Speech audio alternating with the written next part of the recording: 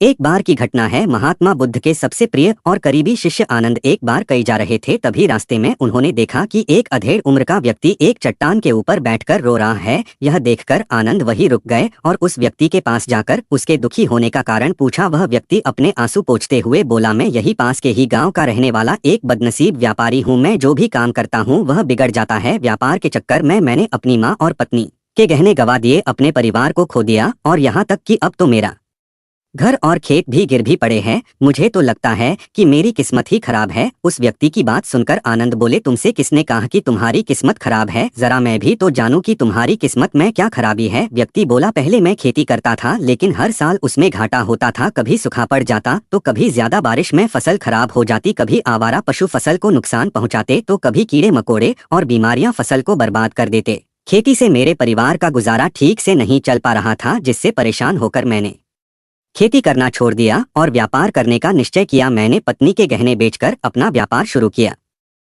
लेकिन मेरा व्यापार नहीं चला। शुरू में तो मेरे परिवार वालों ने थोड़ी बहुत मेरी आर्थिक मदद की, मेरा साथ दिया, लेकिन जैसे जैसे मुझे नुकसान होने लगा मेरे परिवार वालों ने भी मेरा साथ छोड़ दिया और मुझसे दूर हो गए। अब तो वह मुझे देखकर अपनी नज़र में फेर लेते हैं और मुझे ही अपने परिवार की गरीबी और दुर्दशा का जिम्मेदार ठहराते हैं। अब तो मुझे अपना जीवन ही व्यर्थ लगने लगा है। अक्सर मेरे मन में ख्याल आते हैं कि अपना जीवन ही खत्म कर लूं। मैं आज यहाँ आत्महत्या करने ही आया था, लेकिन हिम्मत नहीं उठा पाया, इसलिए उसे पत्थर पर बैठकर रो रहा था। दूसरी तरफ मेरा एक मित्र है, हम दोनों ने एक ही साथ व्यापार शुरू किया था, लेकिन वह आगे बढ़ गया और मैं पीछे रह गया। मेरी इस असफलता की वजह से वह हर समय मुझे नीचा दिखाने का प्रकट करता रहता है और वह मेरे घर आकर अपनी सफलता की बड़ी बड़ी बातें करता है। मेरे घर वालों को बताता है जैसे उसने इतनी कड़ी मेहनत करके इतना बड़ा व्यापार खड़ा कर लिया, और वह अक्सर अपने व्यापार के किस्से मुझे, मेरी पत्नी और मेरे माँ बाप को सुनाता रहता है, जिसे सुनकर मेरे घर वाले उसकी प्रशंसा करते हैं लेकिन मेरी बुराई करते हैं, मुझे नकारा और कम दिमाग का कहते हैं। मेरी पत्नी और माँ मुझे ताने मारती है, इससे मुझे बहुत दुख पहुँचता है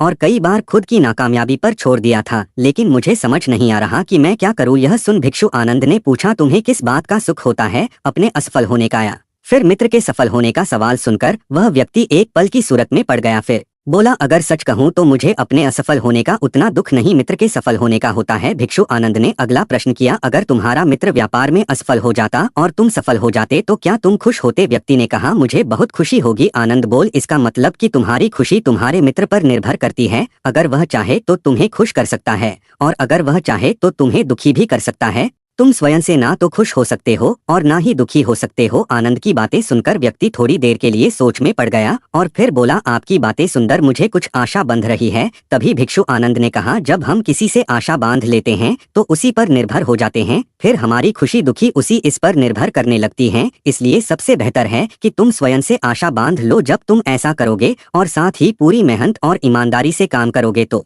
तुम्हें सफलता अवश्य प्राप्त होगी। तुम्हें लगता है कि तुम्हारा मित्र तुम्हें नीचा दिखाने आता है, दुखी करने आता है, पर अगर ईमानदारी से विचार करो तो वह बातें तो सच्ची ही कहता है कि वह अपने संघर्ष और अनुभव की बातें बताता है। तुम उन बातों से बहुत कुछ सीख सकते हो और तुम्हें तो इसके लिए उसका धन्यवाद करना चाहिए। कितना घर बैठे इतने सारे अनुभव मिल रहे हैं, तुम उन अनुभवों का लाभ उठाओ, नई शुरुआत करो, ईमानदारी से कर्म करते जाओ, हार मत मानो, एक दिन तुम्हें सफलता जरूर मिलेगी।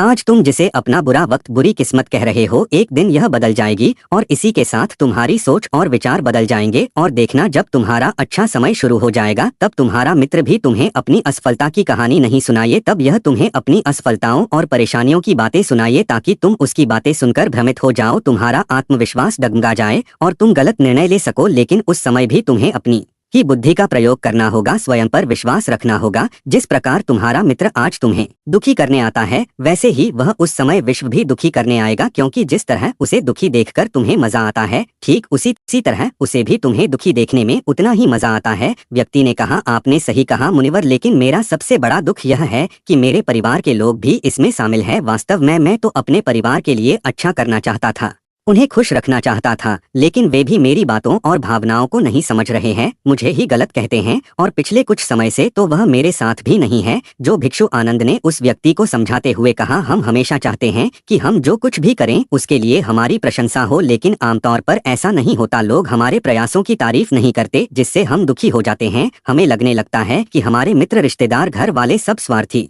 हैं, लेकिन अगर तुम किसी को अपना परिवार मानते हो और उसके लिए कुछ करना चाहते हो तो फिर तुम ऐसा क्यों सोचते हो कि तुम दूसरों के लिए कुछ कर रहे हो? वास्तव में तुम अपनी खुशी के लिए कुछ कर रहे हो, क्योंकि उन्हें खुश देखकर तुम्हें खुशी होती है। अगर ऐसा करते समय तुम मानकर चलते हो तुम दूसरों के लिए कुछ कर रहे हो तो तुम दुखी रहो, लेकिन अगर तुम्हें लगता है कि तुम स्वयं के लिए कर रहे हो तो तुम खुश रहोगे, क्योंकि जब हम स्वयं के लिए कुछ करते हैं या करना चाहते हैं तो हमें इसके लिए सांत्वना की जरूरत नहीं होती।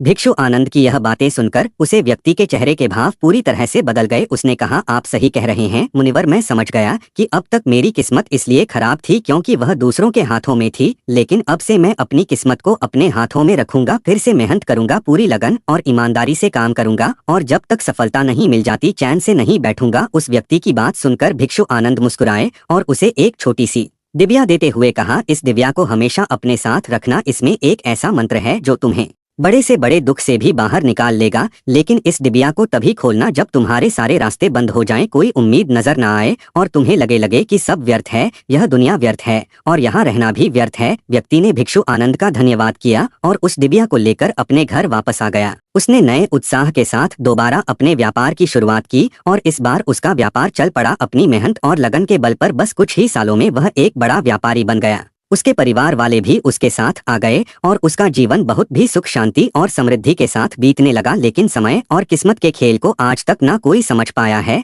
और ना कोई समझ पाएगा। यह सदा एक जैसा नहीं रहता, यह बदलता रहता है। उसे व्यक्ति के जीवन में भी बदलाव आया। वह व्यक्ति जिस राज्य में रहता था उसे राज्य पर पड़ोसी राज्य के राजा ने हमला कर दिया। उसे हमले और लूटमार में उसे व्यक्ति का सारा धन भी लूट लिया गया, की दुकान और घर सब जला दिए गए। जान बचाने के लिए उसे अपने परिवार के साथ वहां से भागना पड़ा। व्यक्ति अपने परिवार के साथ कई दिन तक इधर उधर भटकता रहा। वह दाने दाने को मोहताज हो गया। उसका बच्चा बीमार हो गया और इलाज के हवा में बीमारी से पूरी तरह तड़पने लगा। यह देखकर उसका हृदय चीत्कार कर उठा। उसके पास अपने बेटे के इलाज और परिवार को खिलाने के लिए धन के नाम पर एक सिक्का भी नहीं था। वह अंदर से बुरी तरह से टूट गया। ऐसे में उसे एक बार फिर से निराशा ने घेर लिया। उसे लगने लगा कि उसका जीवन व्यर्थ है, सारी दुनिया व्यर्थ है। लेकिन तभी अचानक उसे भिक्षु आनंद द्वारा दी गई डिबिया की याद आई। उसने बड़ी उत्सुकता के साथ उसे खोला और डिबिया के अंदर एक पर्ची रखी हुई थी। उस पर्ची पर कुछ लिखा हुआ था। उस पर्ची को पढ़कर उसकी आंखों के सामने छाया हुआ निराशा का अंधेरा छट गया और वह एकदम से मुस्कुरा उठा। उस पर्ची पर लिखा था, यह वक्त भी गुजर जाएगा। दोस्तों, यह